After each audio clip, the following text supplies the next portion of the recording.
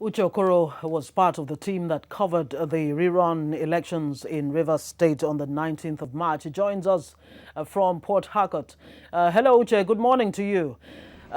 Maybe we should start really by you telling us. You as well, Ngozi. Yes. How are people, the residents of Rivers State themselves, reacting to the fallout of these elections that held on the 19th?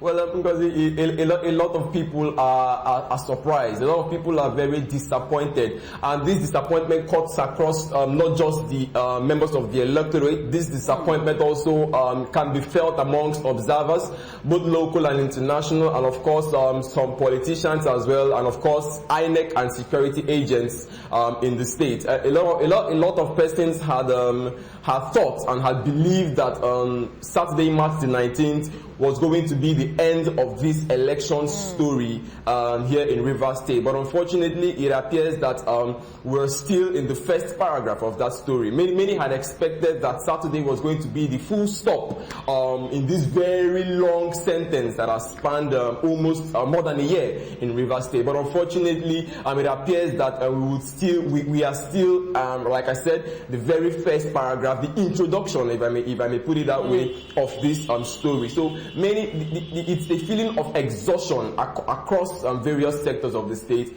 Many people are exhausted. They are tired of these issues of election. But I bet you that no matter how long it takes for INEC to conduct this exercise or get their acts right, as well as security agents, despite the feeling of disappointment, despite the feeling of exhaustion, I believe that the people would still be ready and make themselves available to cast their votes. Indeed, like you said, Uche, this is looking like a never-ending story here. And the two parties have been at each other's neck. The APC calling for an outright cancellation of the elections.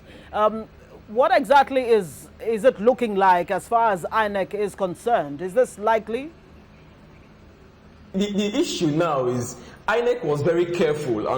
By Sunday, Monday, INEC was very careful about their choice of words. And according to the statement that was released by INEC's headquarters in Abuja, the word they used was suspension.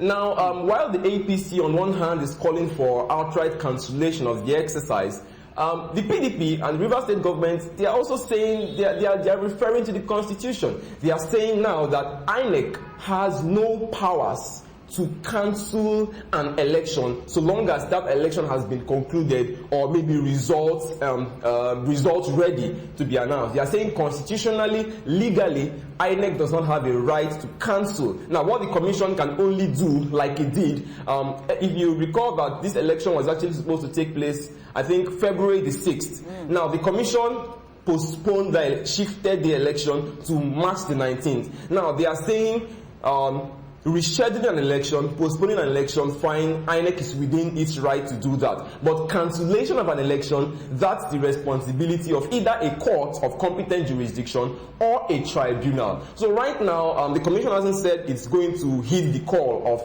APC to cancel that election. We are still at the stage of suspension of the further electoral processes. That's as a result, as regards collation and further announcement of results.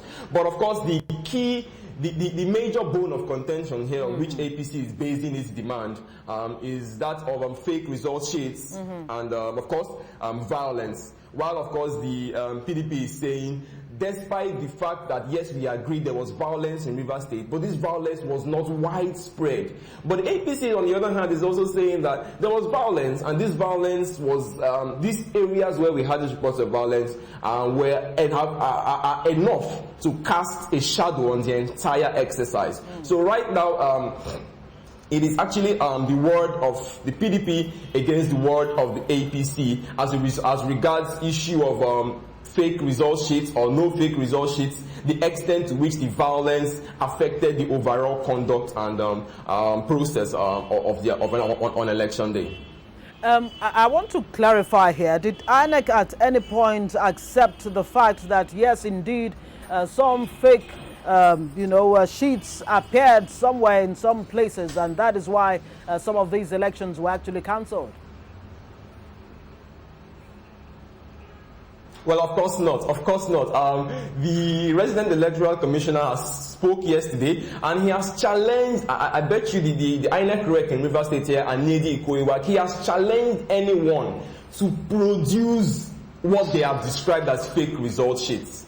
On election day, I saw pictures that came from Asari Toro local government area, Buguma, to be specific, where the name of one of the political parties was missing on that result sheet. I saw a picture of that. But the INEC rec is actually saying that the commission cannot itself confirm the existence or circulation of any fake result sheets, that those allegations are still under investigation. Now, Anyedi Koiwak added, he said, he challenged persons who are insisting on that to produce 2 result sheets. According to him, before you can say result sheet A is fake, there must be a result sheet B with which you can compare and say this is the difference, this is what is here, this is what is not here. So Anyedi Ikoiwak, the rec, is saying anyone who has evidence of fake result sheets should submit such exhibits to the commission, and such a person has to come with 2 copies, the one he claims to be the original and the one he claims to be the fake, and then there can be a comparison. So that's the stance of INEC on the issue, INEC Rivers State, on the issue of fake result sheets. But that is not to say that both parties are unanimous in their claim that indeed fake result sheets circulated across several polling units on election day. But of course, INEC says if this is true, the commission itself is not responsible for that. And if this is true, persons who insist on this should produce 2 result sheets and show us the difference between both. So that's the stance of INEC. How bad really is the situation? Does it call for a state of emergency right now as it is? Or would that be an extreme measure to take at this point?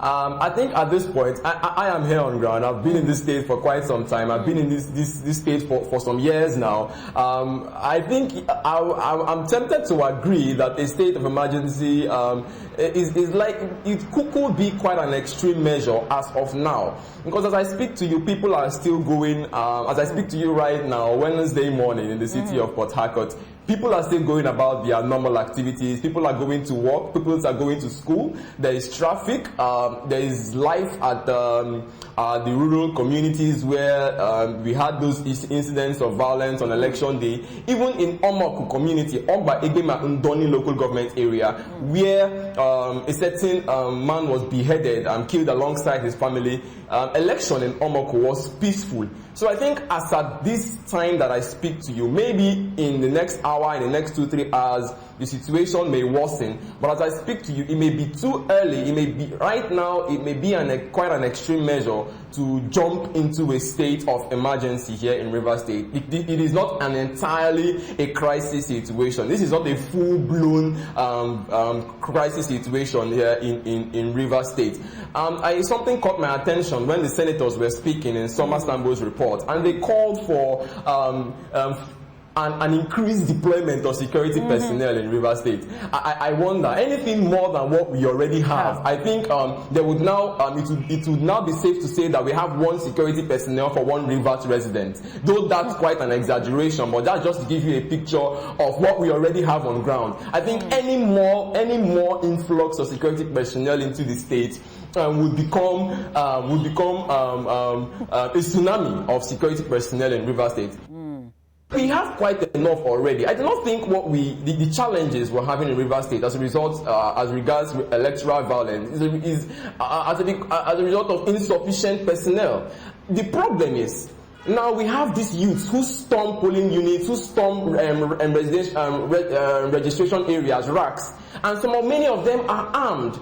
And you know that even if you send 200 policemen to 1 polling unit, policemen don't go to polling units with their arms. So they are handicapped. So it's like sending policemen or soldiers into battle against armed opponents, and they themselves are not armed. So what we have, it's not, even if you send 100 policemen against just 10 political thugs who are armed. Now, your guess is as good as mine who will have the better of the day. So we already have quite enough. What you just need to do is to re-strategize.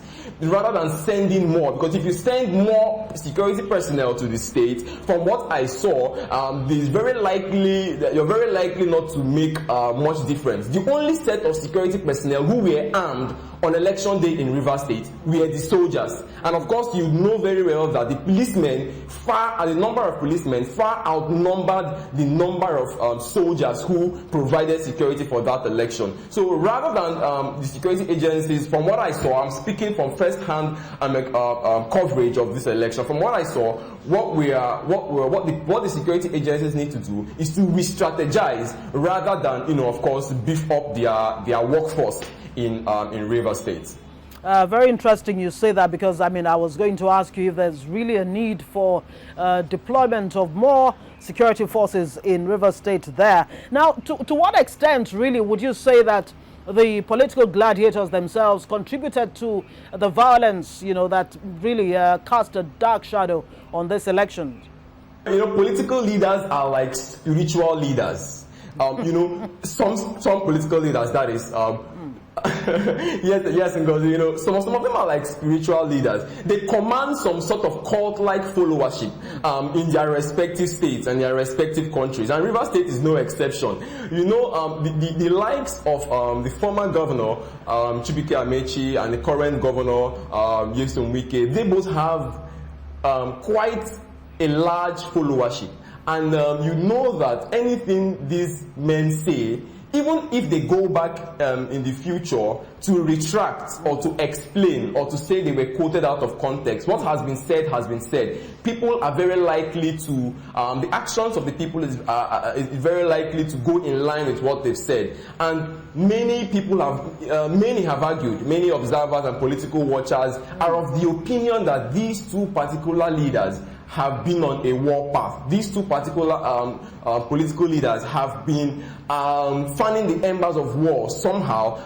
So if you look at it, if you judge it from the comments of political stalwarts from the two major parties in the state, it may not come to many as a surprise how their followers or their supporters conducted themselves on election day. So yes, we cannot. There is a very thin line, very thin line between the comments that have come from members of the political class in Rivers State and what we saw on election day.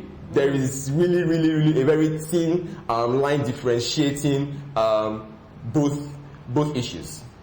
All right, Uche Okoro, our man there on ground in Rivers State, Port Harcourt specifically, covering, of course, the rerun elections. And it looks like we're going to have more rerun elections. And like Uche said, who knows when this elections in Rivers State would really end. It looks like a battle for the soul of Rivers.